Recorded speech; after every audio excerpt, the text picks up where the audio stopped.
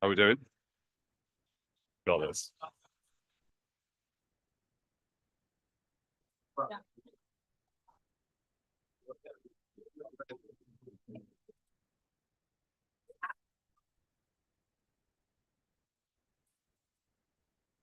We're looking for a Lawrence Delalio. Anyone seen a Lawrence Delalio? Here he is. It's very easy to miss, Lawrence. There we go. Okay, are we rolling online? Very good. Thumbs up from the back. Welcome here, everyone, this afternoon to the Centre for Social Justice. It is standing room only, and so it should be. We are covering one of the major topics of our time. I'm Andy Cook, the Chief Executive here, and it's a great pleasure to welcome you all here and everyone who's watching online. Now, my wife always tells me off. I'm going to pause there because she tells me off quite a lot. When in a rare moment, when one of our three children do something exceptional, I instantly tell them that they're my favourite child. Apparently, it does nothing for the self-esteem of the other two. But in learning from my wife this afternoon, I have to say that now in my 9th year at the Centre for Social Justice, having seen us deliver hundreds of reports and drive loads of impact, the work presented today is not my favourite, but I certainly think that it is unique among all others. It's capturing something critical that is stirring in this nation. The tagline that we use here at the Centre for Social Justice is that we connect the backstreets of this nation with the corridors of power. And what we really mean by that is we go out and listen to what real people are talking about and try and bring those conversations back, those cries for help back, and bring it into a Westminster village that so often is tin-eared and focusing in a different direction. And more than ever, as we've gone out across this country in our regional offices, as we've taken hundreds of interviews and case studies and all the rest, we've heard one rumbling cry from people, and that is about what on earth is happening to this nation's boys. This, of course, is not a new thing. 20 years ago, I founded a charity on an estate I was living because I met two lads, Ash and Terry, where I saw that unless something changed in their lives and in them, they'd end up where their older brothers had, and that was frankly on the scrap heap. Luckily, we helped them, but in helping Ash and Terry and meeting hundreds of other boys and girls like them, I came to see that in them there was some similar traits going on. Dads had gone AWOL, schools had kicked them out, and the welfare setup had meant it was easier to do everything else other than work. And all this had led to their incredible talents being wasted. But fast forward to now, and the report that we're looking at today highlights how the Ash and Terry of my day not only seem to have multiplied in number, but seems to have become more entrenched. And this report aims to spark the discussion on why. Thank you to everyone in this room who've helped us do this. It's not easy work, and we're bound to unwillingly upset some people, maybe willingly upset some others. To those that have funded it, thank you. To the small charities of which this room is full of, thank you. And also to those on this panel who yet again have stuck their neck out to make this discussion happen. We are very, very grateful. I want to thank particularly Miriam Cates, unrivaled in this village for getting things out there, and the Samwise Ganji of the operation, Luke, down here, who's carried the whole load in doing this.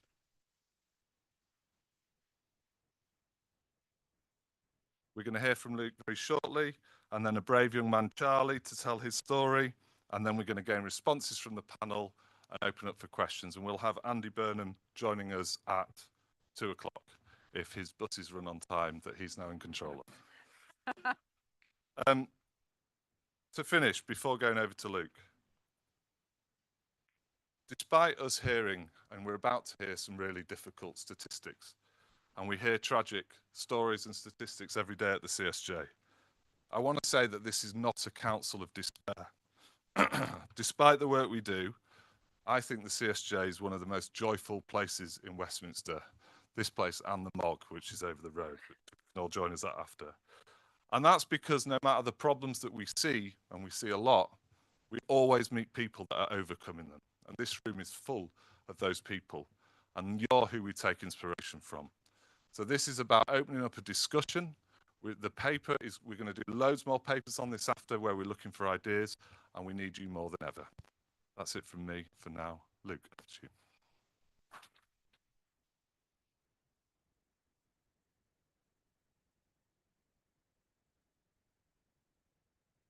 Thanks, Andy. I'm a researcher here at the CSJ. My name's Luke. The Lost Boys report has not actually sought to answer the question why things are going wrong. It's also not tried to come up with any recommendations. Instead, this report stands as the beginning of our work answering simply one question: what's going wrong for boys in Britain? Our research over the past few months has spanned the UK. We've spoken to charities, teachers, parents, young women, and lots of young men. And I personally am really pleased that lots of whom we've spoken to are actually with us in the room today. The report focuses on 6 main areas, each of which cover some of the key challenges facing young men and boys. So without further ado, number 1, employment. Well over 500,000 young men are now classified as not in education, employment, or training. That's 1 in 7 young men of that age group. Since COVID, this number has risen by 40%, and in the same time frame, it went up by just 7% for women. The report also recognises how average young woman in full-time work now earns 10% more than the average young man. Number 2, education. Boys are behind from nursery all the way to university.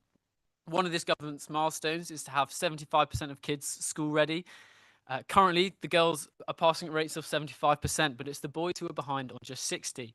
And this continues in SATs and GCSEs and A levels and T levels all the way to university admissions. Girls are significantly ahead of boys. The graph on the right as well shows how boys are over twice as likely to be included in the growing number of school exclusions. And it's particularly stark for boys who are on free school meals, that top line. Number 3, health. 3/4 of those who take their own lives in this country are men. It's the biggest killer for men under the age of 50. The morbid graph highlights the extent of this problem across all the different age groups. Apart from this, we've explored in the report things like ADHD diagnosis, to childhood obesity, to steroid use, where boys as young as 13 are now using image-enhancing steroids, completely oblivious to the obvious health risks. Number 4, crime. The numbers on the screen show the percentage of these areas that are made up by men and boys. Last year, there were 529 boys in the youth estate, and there were only 11 girls. And as of yesterday, there will officially be no girls at all in the youth estate. With criminal exploitation, violent offences, and knife crime in mind, 89, 90, and 91% of the victims of these huge societal challenges were boys. Number 5, technology and porn. Alongside things like the role of artificial intelligence and gaming disorders, our report has highlighted the average age of first seeing pornography is 13, and we have strong reason to believe this is actually younger for boys.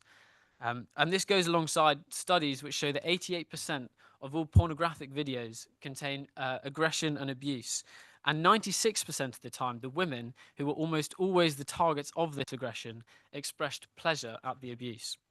And sextortion, this is a form of blackmail where criminals threaten to share a victim's sexual images or pictures.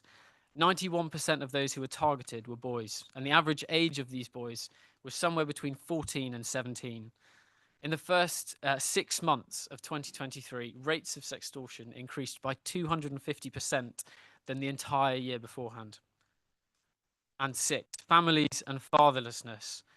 There is a crisis of masculinity in this country, and a major part of this starts in the home, where 2.5 million children are now growing up without a father. On all the visits we've done, 9 out of 10 of them mention the rising role of men like Andrew Tate. But Andrew Tate isn't the cause of the problem, he's just a symptom of it. And our focus on the issue of fatherlessness is particularly supported by young men, with 2/3 of them believing that fatherlessness is a principal cause for the behavioural challenges facing children and young adults. And this was only supported by half of the general population. So the national picture is fairly bleak, but there is cause for hope. This is just the first stage of the report, and over the next year or two, we'll be coming up with policy solutions that can help alleviate some of these challenges. And we'll be working alongside charities who, like Andy mentioned, are already working and really doing great work in so many of these spaces. I'm now going to invite up Charlie, who we met through a charity in Essex called Lads Needs Dads, and he's going to tell you a little bit about his story.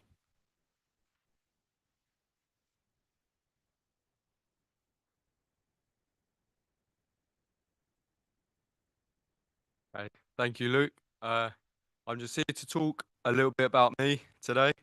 Uh, Growing up wasn't easy for me. My mum passed away when I was 2, and my dad didn't deal with it very well. It was just me, and my brother. Um, and unfortunately, just before I turned 13, my dad passed away.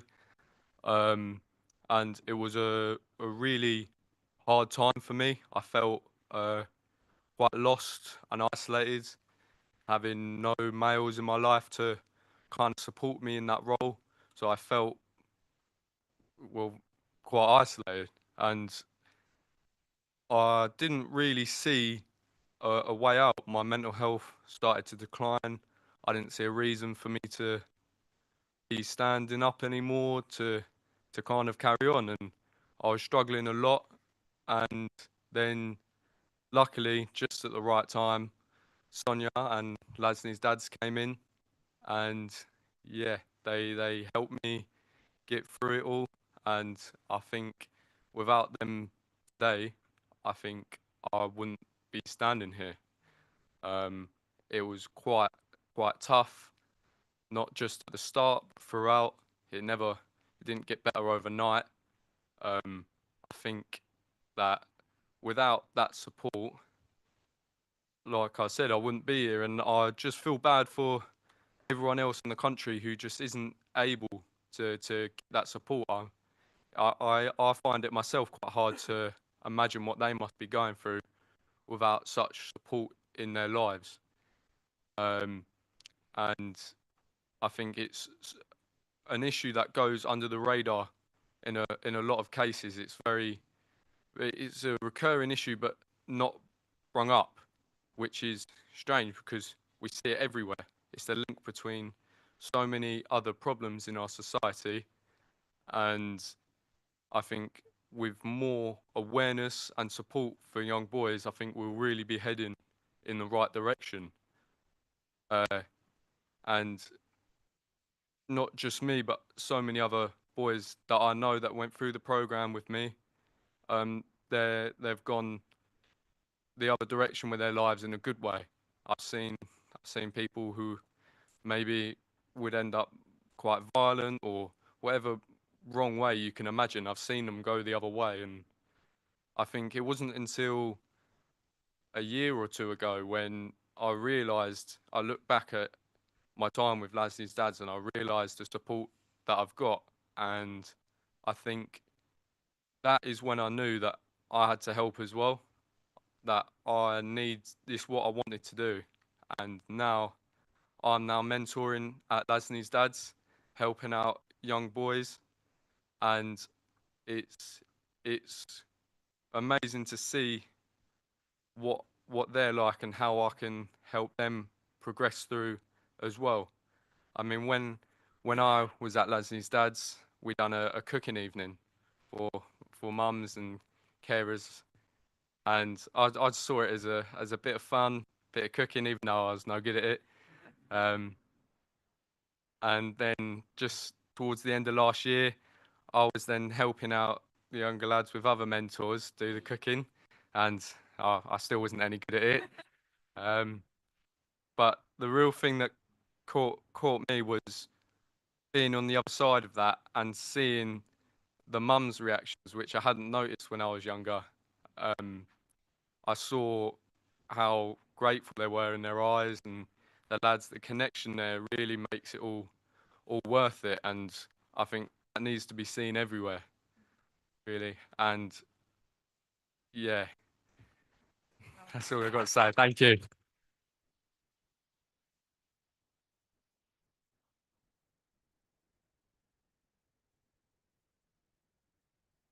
Brilliant.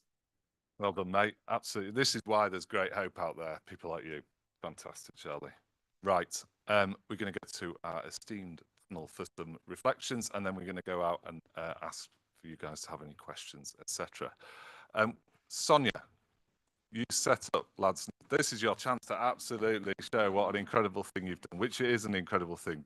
Sonia, what's your reflection, particularly on some areas about fatherlessness, about this male, this key male kind of mentor, role model, etc.? Tell us your story. Okay, I could speak on this like till next week. So Let's just keep it to 3 minutes. That's it. I prepared a really short reflection because to keep me focused. Okay. So I wanted to start by asking you just to think about a boy. We could think about Charlie, but picture a boy full of potential, because I see when boys come to us, I look for that potential. I look for the gold in them, yeah. But inside, they're carrying a real weight, which they just don't know how to share. They're struggling in silence because the desire for a father's presence and that guidance and that connection, it remains even when it's gone. It remains, even if he was a really difficult father, it still is there. And I see fatherless boys as the most high risk and overlooked groups in our society. I really do. When a father's not in a boy's life, for whatever that reason, it leaves a void. And that void doesn't just disappear. It's carried with them, and it can manifest in mental health struggles, behavioral issues, academic disengagement, and even lead them down dangerous paths. And the reasons for a father's absence are quite varied. You may think, you know, what is an absent dad? And actually, we've come across so many types of absence. 35% of the boys that come to us, their fathers have died. You often don't think about absence as death, but that is the case. It was the case in Charlie's case. Others have lost contact due to parental separation. You know, it's faded over time, and also because contact has been restricted because there may have been abuse or things in the home. You know, and some fathers have made mistakes, and some just aren't prepared for fatherhood. You know, maybe they didn't want to be a dad at that particular time. But the ones that really get me are the ones that have never met their fathers. They don't know who they are. They've never looked them in the eye.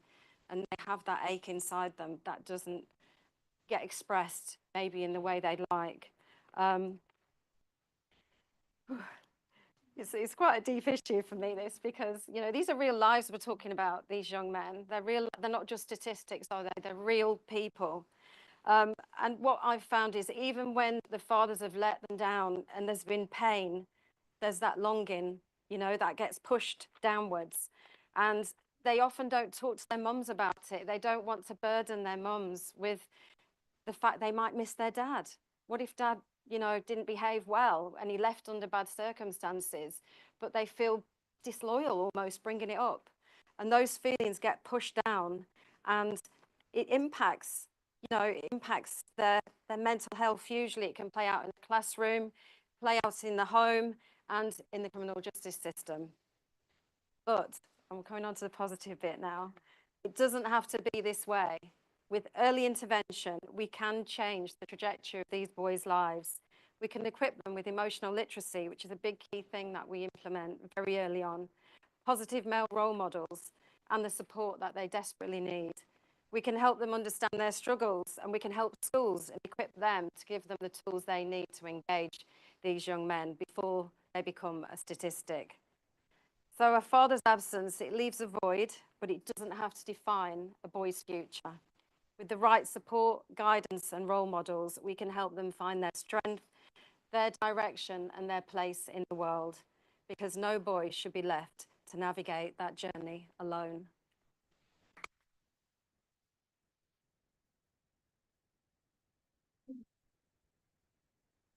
Hope that answered that. Yeah, 3.2 minutes, absolutely perfect.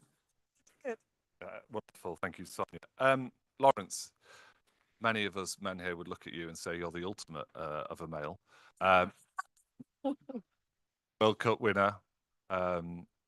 But actually what you've also gone and done is set up one of the most amazing charities going, called Rugby Works, which we're very proud to work with here. And that works in the school system. Lawrence, give us some reflections on how school is helping or not helping with some of the lads, and any of the wider points you want to make. Yeah, thank you, and brilliantly said, Sonia. Good afternoon, everyone. Look, I grew up with an older sister, so I've always had a sort of set in a what I call a relatively normal household, and I've always had a sense that boys are behind girls in many ways. I was have to be dragged kicking and screaming to the table to do homework and things like that. My sister said, "Don't worry, Dad, Mum, Lawrence will come good in the end." But with two daughters of my own now and a son who's the youngest, again I've always had that sense. But I think when I read the report, and I have read the report, and I suggest that rather than just skim reading it, you actually read it. I was absolutely horrified at some of the statistics that exist nowadays with young boys. I just remind everyone, we all come into this world with nothing, and we all leave with nothing, and what we do in between is really quite important. And when I gave up rugby, I wanted to work with young boys and girls. So I set up Rugby Works. We work with kids who are excluded from mainstream education. And they're not born bad, they're just born into chaos. They're born into wonderful, normal homes like yours and ours. And there's either generational unemployment, there might be violent abuse, drug abuse, separated homes, parentlessness, whatever it might be. There's a whole raft of reasons why behaviours change in young people. And what we do is we work with them through rugby, but it could be football, could be cooking, could be anything really, liberal arts. And we take them on a journey really and help them to get into employment, sustained employment and education. I think one of the things, the statistic that really I was quite shocked by is we all struggled a little bit during the pandemic, some more than others. Our schools shut down. For young people, that meant maybe the place that they feel safest actually shut down, and the communication between organisations like ours was very, very difficult because of various GDPR rules and regulations. We couldn't actually get in touch with the young people. Imagine what that felt like for them 3 years later when schools reopened. For young boys for 40% of them to not be in employment, education or training from the age of, when they leave school, versus 7%, that, yes, I was behind my sister, growing up, but it wasn't by 33%, let me tell you that now. And so I really do feel that the work that we do is life-changing. We get 87% of kids through our program into full-time employment and education. But so there are solutions and alternatives work, but I think what the CSJ has done brilliantly and rather worryingly, quite sadly, is shone a light on the statistics now, and and the government need to read it as much as I've read it, because I'm sure they've got boys at home, some of those people that will make these decisions, and understand what the implications are.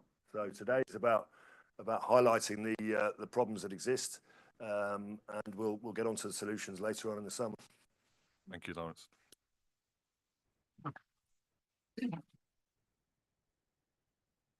Ian, if I can come to you next, because you founded the CSJ, obviously you changed welfare, etc. And one of the big problems we're seeing is in the work area for young men. Fascinating.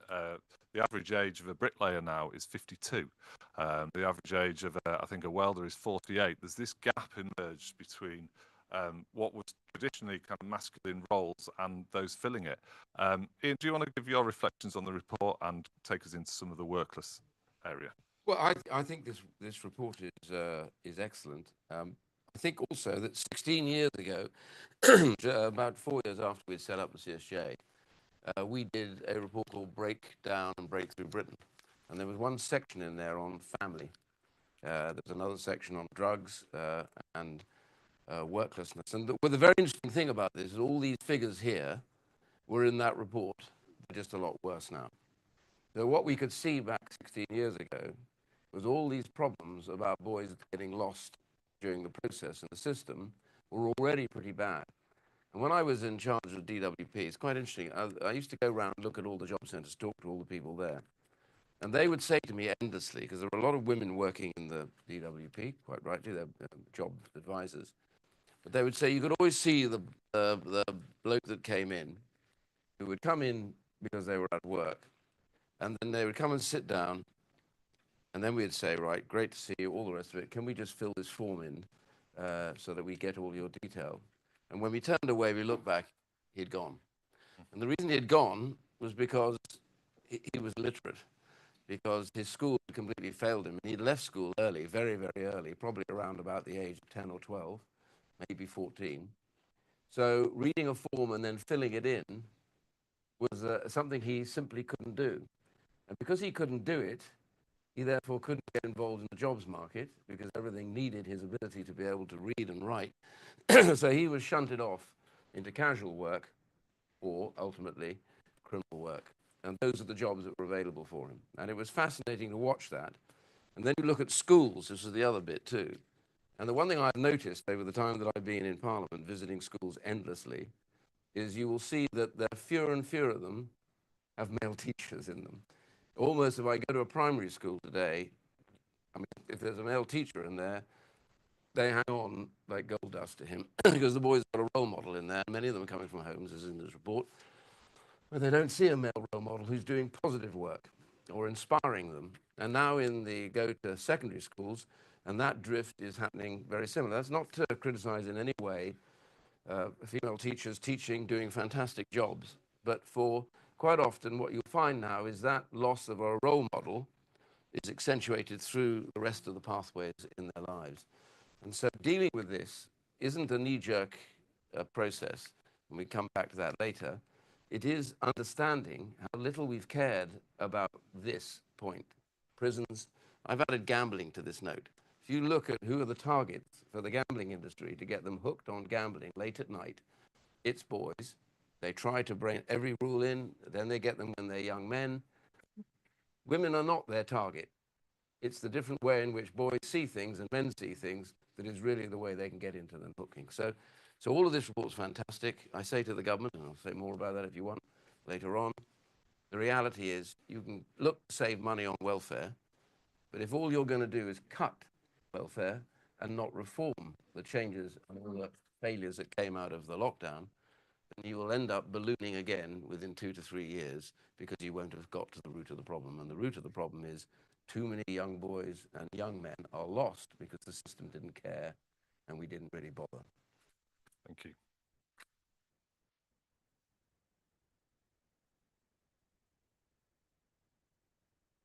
Miriam, you've put all of this together brilliantly. You've been out fronting it. You may have seen her on your screens recently on this topic. Give us your reflections on it. I just want to start by saying thank you to Luke, because actually Luke wrote the report. It's the first report he's ever done, and I think you'll agree he's done an absolutely incredible job. And obviously it's been a team effort, but Luke has very much put all the work in. So thank you, Luke. Super job and great presentation. It has been a real privilege to be part of this report, and I think it's been quite interesting, the reaction that it's had in the media and the amount of coverage it's had. It's almost as if people have been waiting to be able to write about this. And what they've needed is a bit of encouragement, a bit of permission, and some reliable statistics. And hopefully we've given that. But it is, it's a very shocking, saddening report to read. And I think the statistic, particularly about the NEETs, the boys not in education, employment and training, are really worrying. Obviously, they're worrying for boys themselves. What are you supposed to do as a young man if you don't have a job, training or employment? What is your purpose in life? What is your future? It's also incredibly frightening for society because, of course, young men traditionally have been the powerhouse, the energy house, the kind of the energy of society. And yet when that energy is focused negatively, when you're involved in crime or just stuck in your bedroom or become toxic, as the media like to say, that's a terrible thing for society. We cannot afford for men in the prime of their lives not to be contributing to our society and not to have a future. It's a terrible thing for society as well as also for the young men. And I think the next stage of the report is going to be to ask what's happened and what can we do about it. But I think what we need to be very clear about first is to understand that men and women, boys and girls are different. And one of the things that's gone wrong over recent years is we've forgotten that. We've pretended that boys and girls are the same, that we can educate them the same, that it doesn't matter if they don't have a dad because a mum is just as good. And we've forgotten that actually boys don't turn into good men by accident. That has to be nurtured. And the innate talents and skills and characteristics that boys do have, that energy, that aggression, courageousness, competitiveness, those things become positive traits that are good for society if they are nurtured, particularly by men, particularly by fathers, but if they are understood during childhood that they need rough and tumble, that they need to be able to express their competitiveness. If we pretend they don't need that, we think that they can just be treated like girls and turn into young men, we're mistaken, and I think that's where we've gone wrong. So I think that's why, you know, this fatherlessness issue is so important. And when we went to see Lads Need Dads, you know, one of the things that Joel does is just wrestle with these young boys. Because how is a boy supposed to learn how to have self-control over his natural ability to fight if he doesn't learn that by fighting someone who's older and stronger? That's how boys learn, isn't it? It's by wrestling people they can't actually hurt. If the first fight you have is a real one and you stab someone, you're going to go to prison. But if you've been taught to control that natural aggression and harness it positively, you'll become a courageous young man. I don't know if any of you have watched the BBC series SAS Rogue Heroes.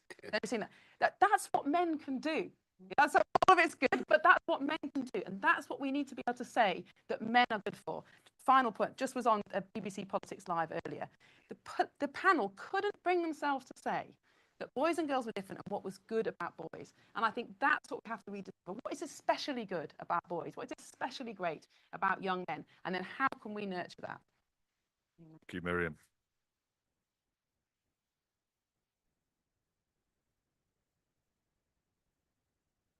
For anyone that wants to practice their wrestling, we will be arranging that in the car Lawrence, after. Anyone who can beat Lawrence gets a pint. Okay, we are actually a man down at the moment. We're trying to work on Andy Burnham's microphone, so if that works, he'll pop up on the screen. But let's go to questions then. This is a really interesting topic. Lord Farmer, front row, as you should be, give us your question. Thanks for producing this well overdue book, and thanks for all the contributions on it. It's so good to hear. You know, I do quite a lot of work in the prisons, and it's just interesting that yesterday there was a sort of proud announcement that there are going to be no young girls in prison anymore, because that was one of the aims of the government. However, you know, we have 3,500 women in prison. We have 86,000 men in prison.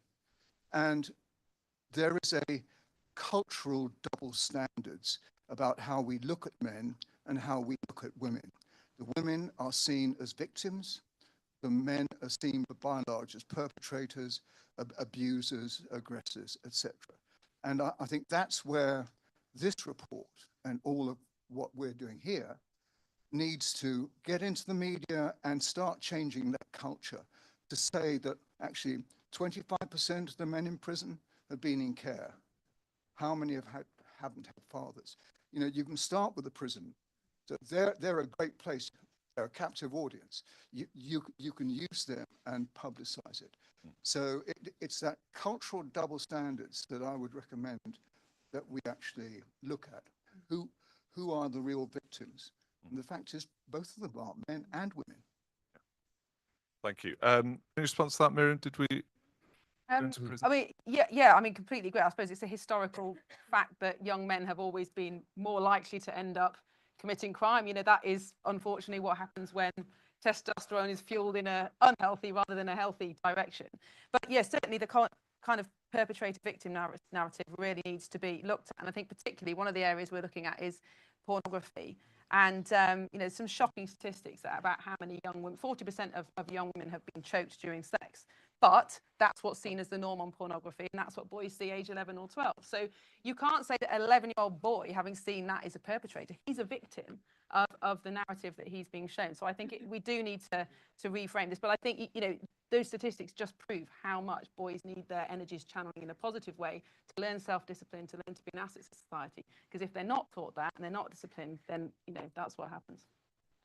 Okay, I think there's a question down here, and then we'll go over there after. I could shout if you like. Let's wait for the mic, just for our online thousands of online viewers. Hi, Andy McNay, Member of Parliament for Rosendale and Darwin. First of all, I'd just like to welcome the report. I think, and brilliant effort by Charlie, by the way. That was fantastic. And to say that this is an issue that needs to be talked about. I'm glad it's being talked about. It needs to be talked about in the widest possible sense, and we need to now move on forward looking to solutions. I could wax on a lot, but just to really ask specifically, how do you see this report feeding into the National Youth Strategy process, which is consultation started pretty well now, and it will go on through the next couple of months? Okay, it's not like this government's a consultation. I didn't even know there was one going on in this way. Ian, how will this feed into whatever consultation? Well, I think the first thing is that the governments have to recognise that they have to set in a process that will be there after they've gone. And for ministers, they won't be able to take credit for change that will have happened on their watch. Because this is the problem. Ministers come and go at a rate that, frankly, you couldn't run a business on. So, you know, I was at the DW for 6 years. Those who followed me averaged 6 months in the department. You can't run anything. So there has to be a strong guidance through the system that accepts that this report is real and that what they're saying is this has to change. Otherwise, you will never get welfare bills down because you can't cut your way there. You have to reform and change it. And the main thing I would make about that is simply, therefore, I think it would be possible to set up cross-party consensus so that we shouldn't care who gets into government, but this area is all about reform and listening to the statistics. And that's the real point. And getting out there and understanding that it should no longer be taboo to talk about broken families and missing fathers. God, I've lost count how many of my colleagues that run a mile as soon as you say anything about family structure. Well, we mustn't say that. That's being critical. That's being judgmental. No, it's not. It's observing that there is a problem. You're not going to change that or get the men back into the families necessarily at that point. But in the meantime, you've got to look at how you can overcome the fatherlessness that is much of the cause of what goes on.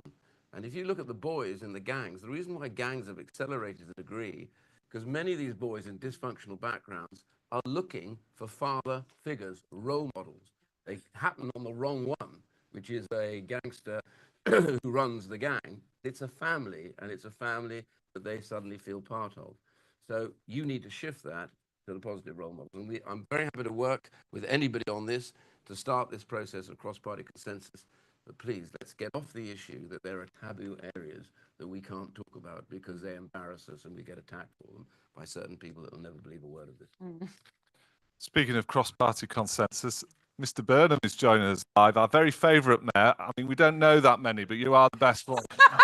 Andy. You say that to all the mayors. Yeah, I know. in London. Andy, thank you for joining us. It's so good to see you. It'd be great to get your reflections on this report, this issue, but also hear a bit about what you're doing, particularly on the skills agenda, because we're all very excited about that. Over to you, Andy.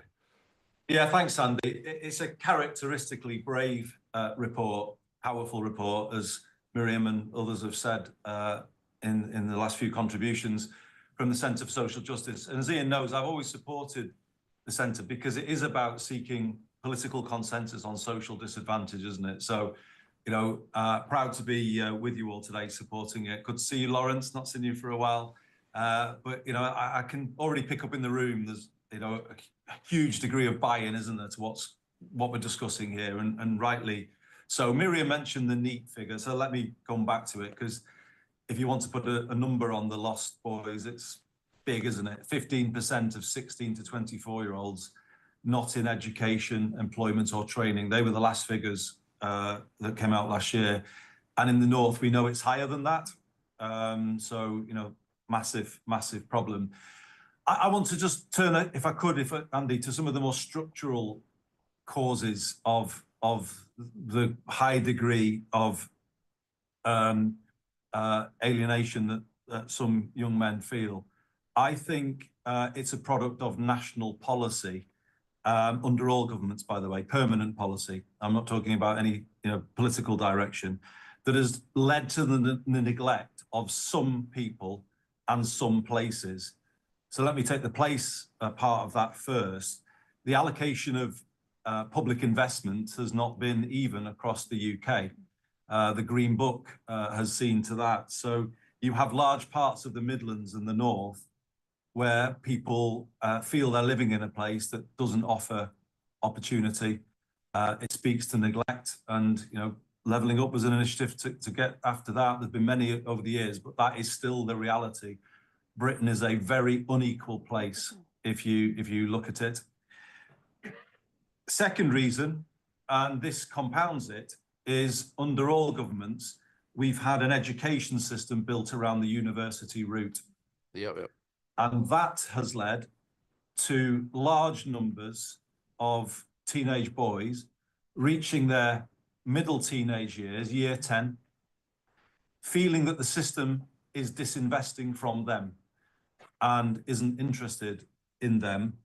And that is something that comes out very much through a survey we do of our year 10s in Greater Manchester called Be Well, the Be Well survey. 1 in 5 of our teenagers who we survey through that say they don't have hope for the future.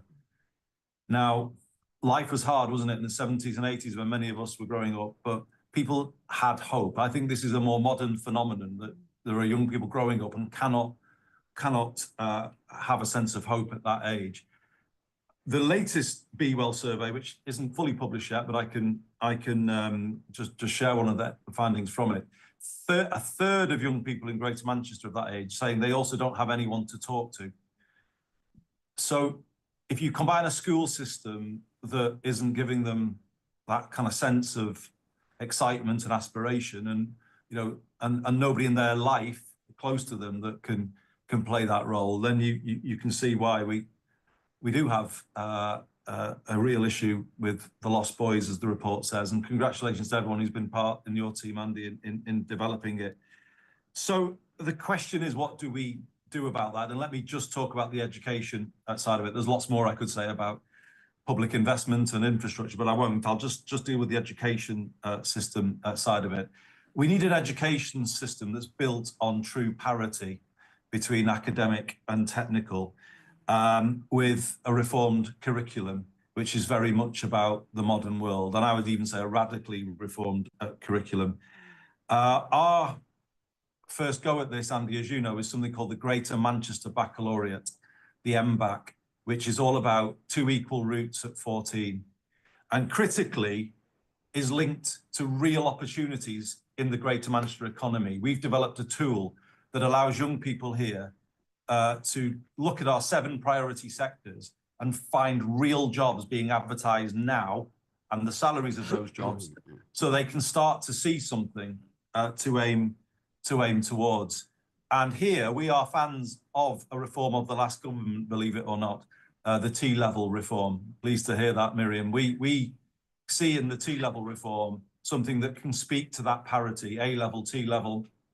I wouldn't defund BTECs, by the way. I won't go into all of that debate now, because there will still be a need for those qualifications. But the T-level reform brought with it the 45-day work placement. And the experience of those work placements in Greater Manchester across a range of employers is they really help employers develop that relationship with young people. And for young people, it's long enough to feel like they belong in that particular workplace. And without going into all of the detail of the MBAC, let me just say where I want it to get to by 2030. I want the MBAC to get to a place by 2030 where there is a work placement of high quality for every young person in Greater Manchester who wants one. And at 14, they will be able to see all of those work placements at the end of our 7 sectoral gateways and start talking to teachers and parents or anyone else in their life about how they move towards those opportunities. It will require a change to the inspection framework for schools, because that inspection framework is geared around the English baccalaureate and the university route. So schools need to be allowed to move into this space. I think we do need to see a radical conclusion from the curriculum review that is underway, that is very much about the modern world and engaging all young people in the modern world, and not it being a backward-looking, knowledge-based curriculum. There's a role for that, but it doesn't work for everybody. I think that there needs to be change there. But city regions like the one I lead need to really then be able to commission our post-16 system to deliver the T-levels linked to those work placements that move people towards a better future. And that, Andy, is all about an education system that speaks to aspiration and direction for every single young person growing up in a city region like the one I lead. 2/3 of kids here do not go on the traditional university route. This isn't a sort of a thing that we would do as a sort of a nice to do. This is essential for us from a social point of view, but from an economic point of view as well, because employers want to access that young talent. Our failure to do it has disastrous consequences, in my view. Failure to have two equal routes. If you look at the figures, huge number of exclusions in recent years from secondary schools. That number has grown and grown over the years. If you then look at pupil referral units, 75 to 80% of young people in those units are boys.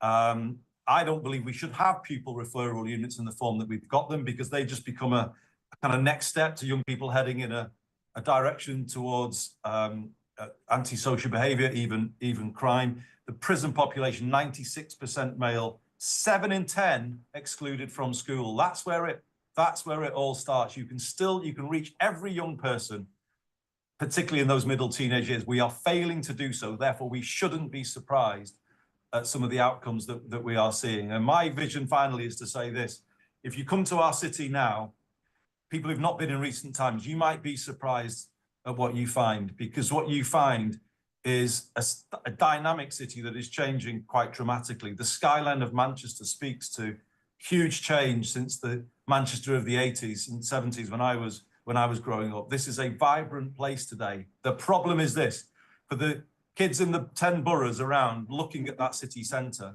they can see the skyscrapers from their bedroom window, but they cannot see a path for themselves to those places, and they cannot imagine themselves working within those buildings. That's what we've got to change. And if we had an education system that was giving them, from the age of 14, a line of sight to the opportunities in our modern economy and a credible path towards those opportunities, I am not saying we would solve every issue that has been highlighted in the Lost Boys report, but we'd be making a bloody good start towards it. Thank you very much for listening, Andy. Ooh, let him back down there. Thanks, Andy. And once they make it into Manchester, they can really dream big about getting to Leeds. Okay, let's go further questions. There's a question down here. Let's wait for the mic. Here we go. Mine was. Is it working? Yeah. Mine was anecdotal, really. I did an acting job in Bristol a couple of years ago, and I was in the centre of it, and I was completely devastated by how many homeless white boys there were everywhere. And I was there for a couple of months, and a few of us actors just started talking to them. And there was a common thread of an absent parent, often the father, a violent boyfriend, housing issues, and they'd completely fallen through the system. And what was also very striking is that, it sounds silly, but they were all utterly adorable. 16 to 24-year-olds, very eager to do something with their lives. You know that if they just had a tiny bit of leadership or someone outstretching a hand, they'd have done anything and been incredibly willing to work or contribute in some way. But there was no light for them and no path. And it's why today when Cara invited me, it's stayed with me ever since. So congratulations on all the work you're doing. Thank you very much. I want to just ask about mobile phones. Sonia, your reflection in this has come up quite a bit when we've gone out there, and the kind of use of mobile phones in that way. What's your reflection on that and the tech and all of that that's going on, particularly for boys? Well, it just disengages them, doesn't it? It doesn't give them real life relationships. I think a lot of boys and girls are really missing out on really fruitful relationships and social skills, particularly. I think, as girls, as females, we are naturally relational. I'm not saying more than boys, but we are naturally more relational. We talk maybe a bit more than boys. So I think it's created quite a lot of isolation in young men, not being able to articulate themselves or even initiate a relationship if they want one. I know that when I was 17, I think boys had a lot more action, if you know what I mean. They had a lot more girlfriends, and girls did, but all of us did. not you, Andy, but I've got three sons, and 19, 21 and 24, and they've only ever had one girlfriend. But I remember being that age myself, and that definitely beat that number back in the day. Do you know what I mean? I think it's really impacted how they relate. That's totally. And obviously things like that, it's just such a distraction, particularly to their studies as well. It's all consuming, and definitely get rid of them in schools. Yeah. Yeah. Very good. Lawrence, do you want to come in? Well, I echo Andy's points. I mean, he's talked so much sense. We need you back down here in Westminster, really, Andy, to be honest with you, as much as we love Manchester as well. But just around just to throw some more statistics at you, that between that area of 14 and 17-year-old boys, the exclusion rates in this country have just gone up dramatically. I mean, 230 a week are currently being excluded, and 3 out of 4 of those are boys. And we work at the front, face of it. 65% of everyone in prison is excluded from schools. So 66% of prisoners reoffend. So we've got this kind of virtuous circle, and boys are leading the charge. So never mind this government, the next government, and the one after that have got a tsunami of problems that are not going to go away. They're just getting bigger and bigger. But to Andy's point, we need to sit down and have a real long, hard look about what we think the education system prepares young boys for. Because the minute you're excluded, and people aren't excluded just because they're born bad. The problems start a lot earlier than that. There is absolutely no way through that other than to go, 7 out of 10 end up in prison. So 1.5% of the entire excluded population end up with any qualifications whatsoever. So, we need programs. We need a real hard, long think about how we bring up young boys in this country. And the gap is getting bigger and bigger and bigger. And the ripple effect on all of us is huge. Never mind, 52-year-old bricklayers. AI is coming around the corner, right? And AI is going to replace a lot of people in this room. It can't replace skills that are required, like apprenticeships. And these young kids, we offer 4 employability days to every young person we work with in exclusion, and 87% end up leaving Peru's and getting themselves a full-time job. So don't tell me it can't be done. Thanks, Lois. If any CSJ staff are worried about their job and AI, do come see me at the end. See how it goes. Ian wanted to just make a point. Andy, I agree with Lawrence.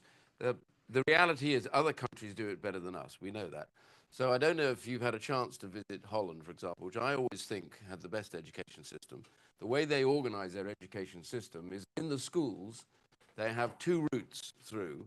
One, they're different gradings, but what they actually say is everybody has to swap over where they are. So the highly academic have to also do all the stuff about learning about plumbing, about electrical laying. They don't do it up to exam level, but they have to do it. And those who are much more practical, their hands, and aren't going to go on to universities, are going to learn trades, they also have to be in the classroom learning as well. But the one thing is they're always on a pathway to a choice about what they want to do. And at the end of it, they are examined and they have diplomas or whatever that show they're on. They go on to do further. And interestingly, they're merged together in school. So there's no kind of you're a failure because you can't go on to university. It's that everybody respects the person. And I asked him a question. I said, why do you put them all together like that? And he said, I used to teach in England, he said. And I remember I love England very much. I love you. But the thing is, he said, I recognize, and our people recognize that, we have very expensive bankers who do brilliantly and lots of investors and everything else now, and huge sums of money, and they're vital, etc. But the one thing we do know is when they go home, they have to have a house that's well built. If they switch the light on, they know that it's not going to blow up in their face. And they turn the bath on, somebody who was trained remembered to earth that thing so that it didn't get an electric shock. Simple facts. We like trained people to do things who are respected in society. The builder is the equal of the banker because both need each other. That's what our school system does. And I think that's what you're trying to get to, but it is exactly where they are already. And I just wish we would start learning from those who do it properly. And that gives a skill and a qualification to everybody they can be proud of. Very good. Thank you. Question down here.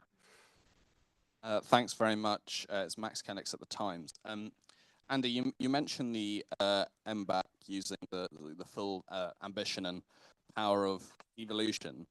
Are you concerned at all about the current look and provisions of the schools bill going through Parliament? Do you think that anything in that bill clashes with the programme about skills you've just talked about?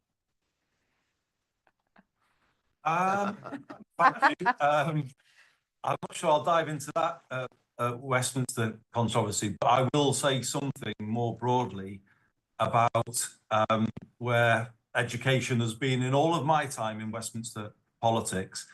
And all of the bills I ever encountered, it is still trapped in this thinking about the university route is the be all and end all.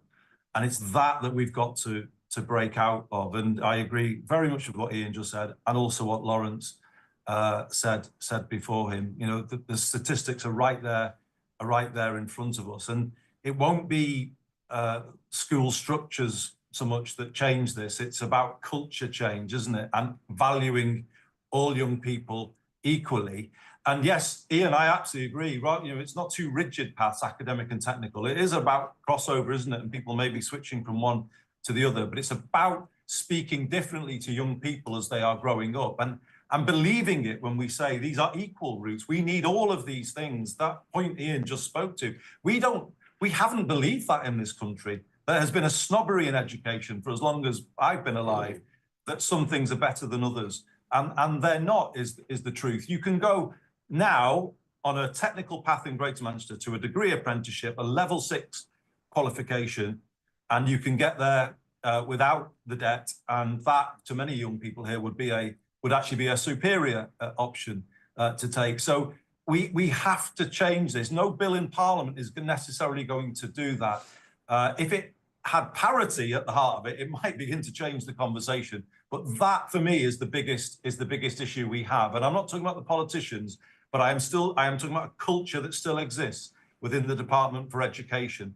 They are not, in my view, really opening up to what a modern economy like Greater Manchester needs. The thinking is too stuck in the past. It is too based around the old thinking that the university route is the be all and end all. And I would say that, if you know, without getting drawn into detailed measures in a bill, that is the thing that needs to change. And the Department for Education needs to embrace devolution again. It's over-centralised everything in recent times. It needs to get back into a mindset that the answers lie within the communities where young people are growing up. Very good. How long have we got left, Matthew? 3 minutes, enough for 3 questions. Let's go here and here. 2 questions. Make them as quick as we can, and then we can have 5 seconds each from the panelists. Hi, directed at Miriam mainly. One of the areas where I think it's incontrovertible that boys are the target of predation and then social effects are downstream of girls is the porn industry. It's mentioned in this report. Why is there no appetite in Westminster to tackle this? Last year, we saw an expose where executives at Pornhub were admitting they were tailoring their content to 12-year-olds. Yeah. So they're targeting children, they're breaking the law. Why is no one doing anything about that? I mean, it is a great question. I think it's very difficult to talk about pornography. I've done it in the House of Commons. It's not especially comfortable.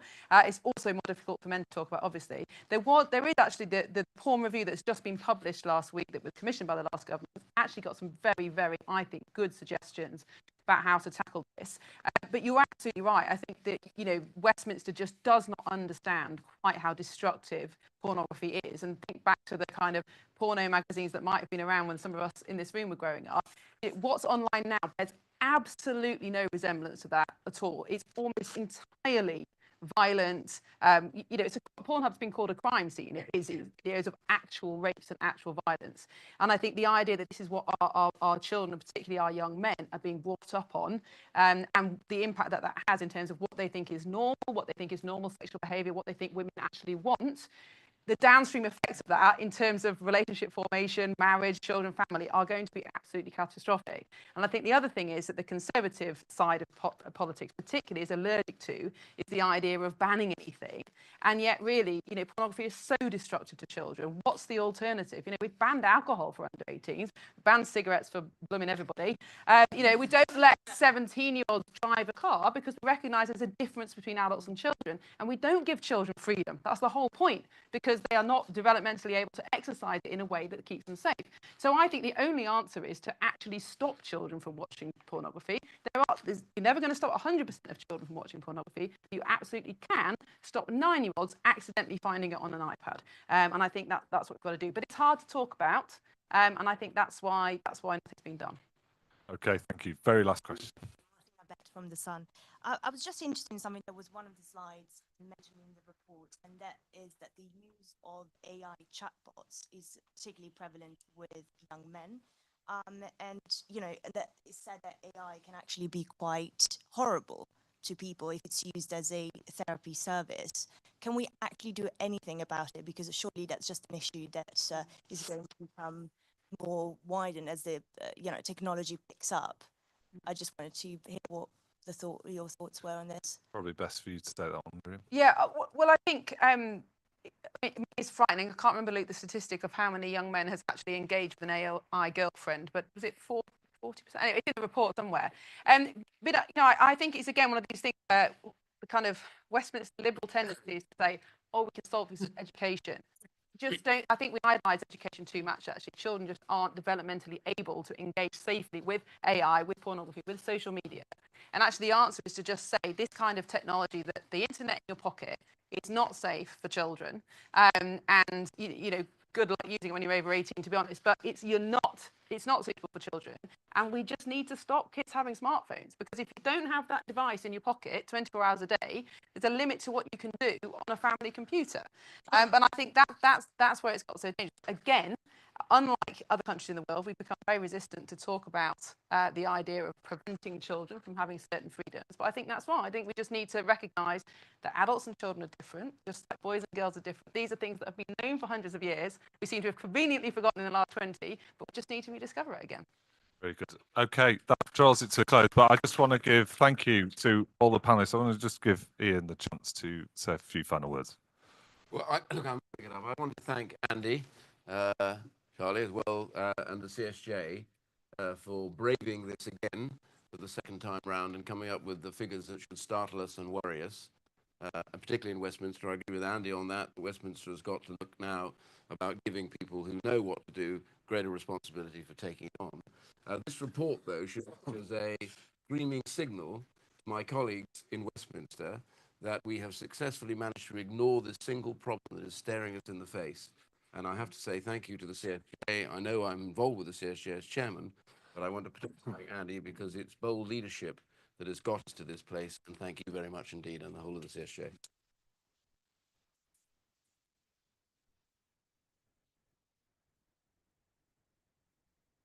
Brilliant. Well, that's it. Andy, thanks so much for joining us. And I think there's cups of tea around the corner and pints even further around the corner.